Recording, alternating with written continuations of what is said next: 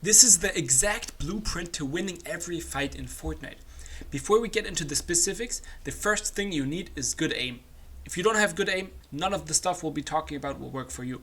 So if you have a duo mate or someone to play with, play 1v1 aim duels by Raider, or if you're playing alone, play Skavox Aim Trainer right here.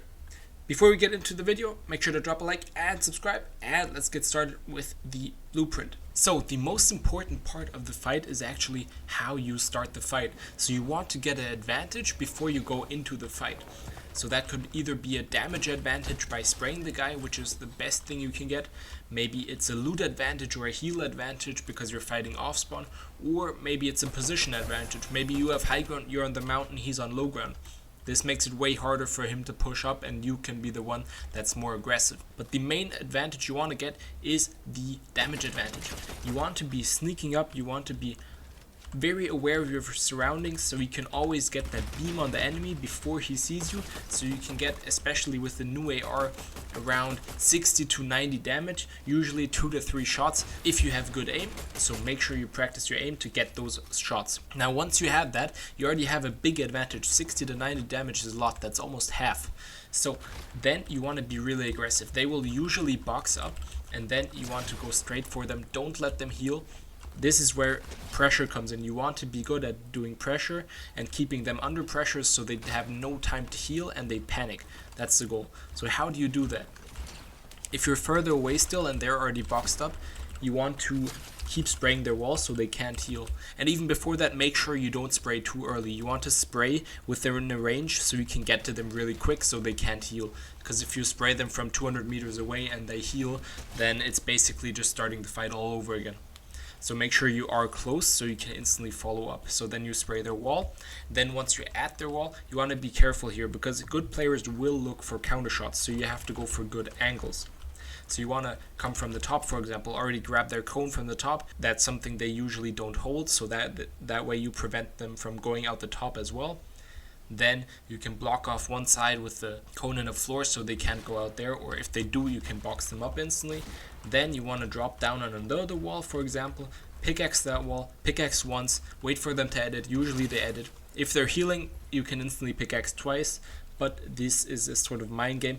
You want to look at the guy, look at his movement, look at when he looks like he's gonna edit. Maybe he just got his heals through, so that's probably a point where he's gonna edit. So these are all things you want to keep in mind. And if you're right before his wall, don't stand in the middle. If you're standing in the middle, he might place a stair above you and box you up. Or even if you're closer to the wall and that stair trick doesn't work, he might be able to just easily pump you. So make sure you're at least standing on the bottom right. That way, if he goes for a top corner edit, he won't be able to see you, and that's the edit most people go for. And that way, once he edits, you can steal the wall, you can get a cone inside. Once you have the wall, go for a nice edit, and you can finish off the kill. Now let's say you didn't hit him that much, or he healed up, and you have to start the fight again. He's not boxed up, he's trying to really fight you. In this case, you want to go for high ground instantly. You want to maintain the aggressive position on high ground, where you can see him and you can control the fight. High ground gives you that really nice control so he can't push you that easily. Because if you're on low ground, you have to be more protected. He's scared. He's looking at, okay, where can he shoot you from? Where can he shoot me from? And you're on high ground and just looking at exactly every move. And once he makes a mistake, you can shoot him.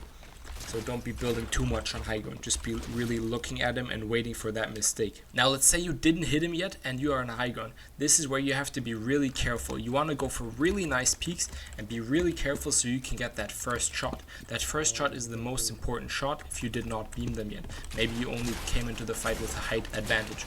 That's where you want to be looking for that first shot and getting that initial damage so you can then follow up and box fight them. This is also where you need to use your piece control to make sure you pressure them into making a mistake either, or if they're really good, you just pressure them into running into one of your boxes where you can box them up and then finish the kill quite easily.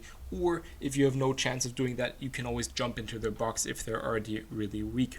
For practicing piece control and peaks, I recommend trying out my practice map, Coach Philip practice area. Just type that in and you'll find my map, or you can see the code on screen. And if you want to learn more about how to fight well, how to push fights, how to win them as fast as possible, especially against better players, check out my website esportxhub.com with a lot of different lessons on fighting piece control, peaks, everything you want to learn. And if you have any more questions, just comment down below and I'll be happy to help you out. We'll see you in the next one.